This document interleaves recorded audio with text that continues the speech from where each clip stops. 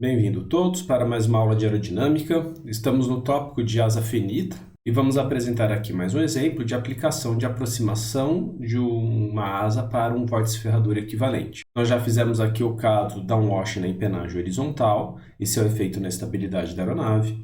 E aqui nós vamos falar então do efeito solo, que ocorre quando uma aeronave voa muito próximo ao solo, por exemplo, durante a decolagem e pouso, na corrida de frenagem, ou quando a aeronave faz um rasante, ou em alguns casos de algumas aeronaves que foram feitas para voar próximo ao solo, como é o caso dos ercanoplanos. O efeito do solo na aerodinâmica da aeronave, ela vem a partir de uma modificação das condições de contorno do problema, transformando a linha do solo numa representação bidimensional, como se fosse uma linha de corrente reta, linear, e não mais deformada pela presença da aeronave.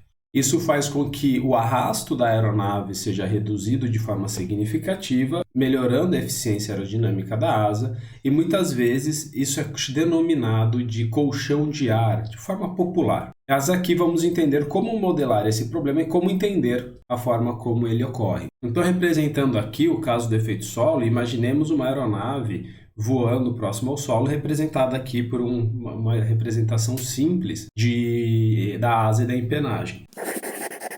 Essa linha tracejada em vermelho representa a linha horizontal longitudinal da fuselagem e a asa e a empenagem representadas pela cor azul. A presença do solo ela é representada aqui pela linha preta. E, novamente falando, a gente tem que definir aqui uma estrutura de soluções elementares de escoamento potencial que permitam fazer uma linha horizontal que não tenha velocidades verticais, ou seja, a velocidade normal no solo tem que ser zero, para garantir a condição de não penetrabilidade dessa condição de contorno. Se nós representarmos aqui o vórtice colado dessa asa que gera a sustentação, aqui a partir dessa representação, nós podemos fazer aqui para ilustração, que em qualquer ponto aqui na região do solo, existe uma velocidade tangencial induzida pela circulação da asa que gera a sustentação que permite o voo da aeronave. Para retirar essa velocidade tangencial e garantir a condição de contorno de velocidade normal ao solo igual a zero, nós podemos utilizar a técnica da imagem e colocar um vórtice ferradura espelho simétrico ao solo, que vai induzir uma velocidade tangencial num sentido espelhado, neutralizando, cancelando a velocidade induzida normal ao solo. Por exemplo, como aqui na representação.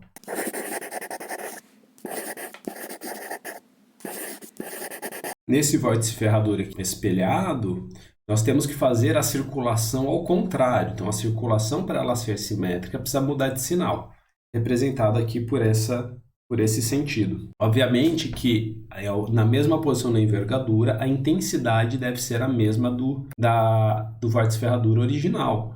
Assim, uma velocidade tangencial induzida, nessa posição aqui, ela será espelhada e as velocidades normais são canceladas e a somatória da velocidade induzida resulta só na velocidade horizontal. Se observarmos de frente essa aeronave, essa asa, ou seja, aqui o vórtice ferradura em questão, nós vamos observar, em relação aqui ao solo, essa representação, em que o downwash dos vórtices de esteira no próprio vórtice colado são na direção vertical dessa asa, gerando os downwashes que a gente já discutiu ao longo da teoria da linha de sustentação de Prandtl. Mas a imagem dessa asa, o espelho dela, está aqui embaixo. E no caso, essa representação do espelho, né, do vórtice ferradura em imagem, induz velocidades tangenciais no vórtice colado da asa real, representados aqui. Sendo que aqui eu vou denominar este ângulo de θ1, este ângulo de θ2. Portanto, as velocidades induzidas serão Vθ2 e Vθ1. Tendo esse detalhe aqui da asa, para a gente melhor visualizar, nós temos aqui a asa, aqui estão representadas as linhas que ligam a ponta da asa do vórtice espelho com o vórtice colado da asa. Este ângulo aqui é igual ao nosso θ1 e este ângulo aqui é igual ao nosso θ2. E a nossa velocidade θ1, aqui a nossa velocidade θ2, e os ângulos em relação à vertical aqui são θ1 e θ2. Então, esses são os triângulos de velocidades necessários para que a gente faça o estudo do efeito solo utilizando um vórtice ferradura, que no caso será o vórtice ferradura equivalente da asa. Entendendo aqui que essas duas velocidades tangenciais induzem um upwash, uma componente vertical de velocidade no nosso vórtice colado, já podemos aqui afirmar que esse upwash irá reduzir a intensidade do downwash original da asa e reduzir, portanto, a intensidade do arrasto induzido. Aqui nós vamos quantificar o quanto e como entender esse problema. Vamos então aqui fazer uma breve retomada de como se calcula o arrasto induzido e incluir esse upwash no lugar apropriado, sendo que o nosso arrasto induzido aqui será dado por D', para diferenciar do arrasto induzido da asa. Ele é dado por ρ0, isso vem do teorema de Kuta-Joukowski. A sustentação vezes o downwash agora estará na integral em toda a envergadura da circulação da asa. O downwash linha, que é o caso do downwash do nosso problema específico do efeito solo, dividido por U0, porque aí a gente tem o ângulo de downwash, multiplicado na envergadura. Portanto, podemos considerar aqui que no arrasto induzido, esse downwash ele terá um efeito do downwash da própria asa e um upwash que vai depender da imagem, né, do vórtice espelho, integrando tudo isso na envergadura. Abrindo essa integral, a gente pode separar ela em duas partes. Ela vai ser representada aqui por uma densidade que multiplica a circulação da asa vezes o downwash da asa. Isso aqui é o próprio arrasto induzido que a asa tem. E aqui nós temos um termo que é a integral da circulação da asa com o upwash induzido no vórtice colado da asa devido à sua imagem, devido à presença do solo. E essa integral aqui nós vamos chamar de variação do arrasto induzido, delta induzido. E aqui, só para a gente definir, a minha variação vai ser um valor positivo, mas ela é a redução do arrasto. Ou seja, se eu tiver um valor de delta DI 5 newtons, quer dizer que eu vou reduzir em 5 newtons o arrasto induzido da asa devido ao efeito solo. Bom, vamos calcular então qual que é o upwash gerado na asa, e aqui vamos usar a seguinte condição, seguinte aproximação. O vórtice espelho será representado por um vórtice ferradura equivalente ao da asa. Para isso, então, o nosso upwash vai ser representado pela soma das duas componentes das velocidades tangenciais que a gente apresentou logo antes. Assim, o upwash em uma determinada posição da envergadura da asa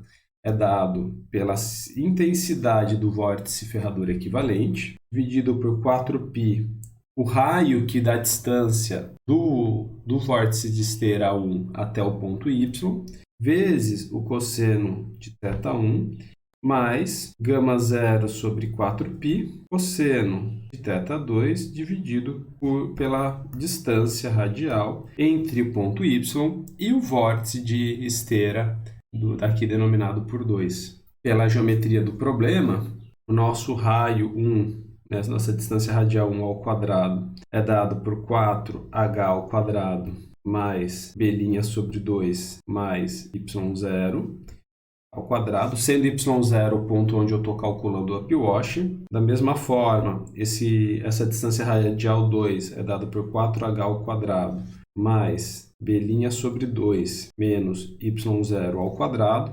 Voltando à imagem aqui, a nossa altura h ela é dada da altura da asa, do vórtice colado da asa com o solo. E aqui, o meu vórtice ferradura equivalente tem envergadura b', como já definido anteriormente. Substituindo também o valor do cosseno de θ1 e o valor do cosseno de θ2 em função da altura e do b' e da posição y0 que se está calculando o upwash, o upwash induzido no vórtice colado da asa, numa determinada posição y, será dado, portanto, pela seguinte expressão.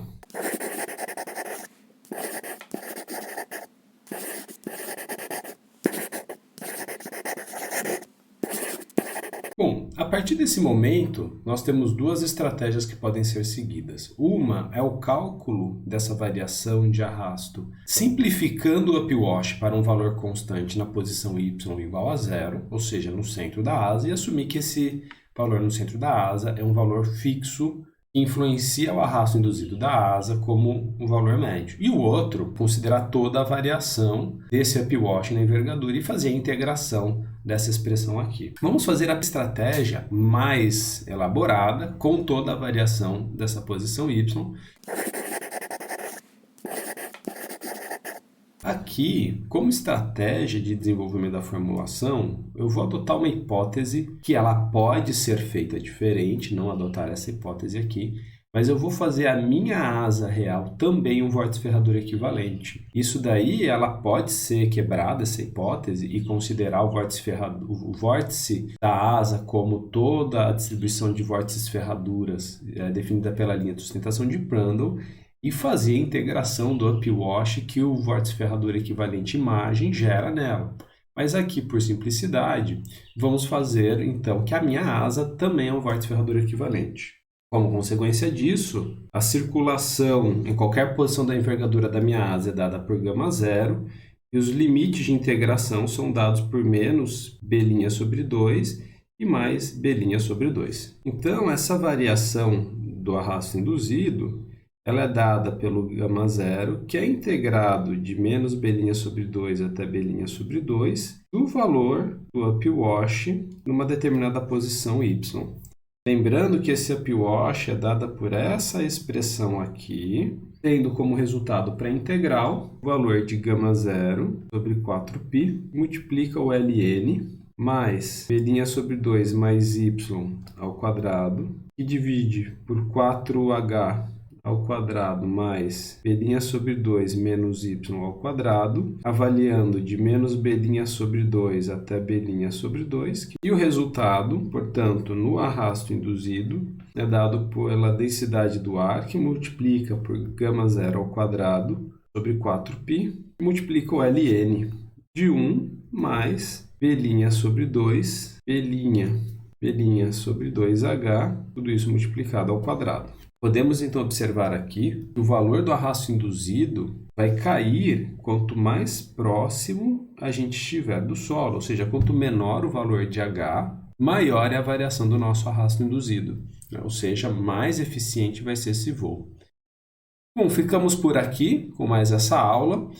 Nesse caso aqui, esse problema ele é muito útil quando se está estudando o desempenho da aeronave na corrida de decolagem, porque o arrasto total da aeronave, que depende do arrasto aerodinâmico e do arrasto e do atrito de rolagem do pneu com o solo, ela é diferente do que o caso de uma aeronave em voo, em que o arrasto induzido não tem o efeito solo, e no caso é um pouco maior. Também isso daqui ajuda a ver como que a distância do solo afeta o arrasto induzido da aeronave.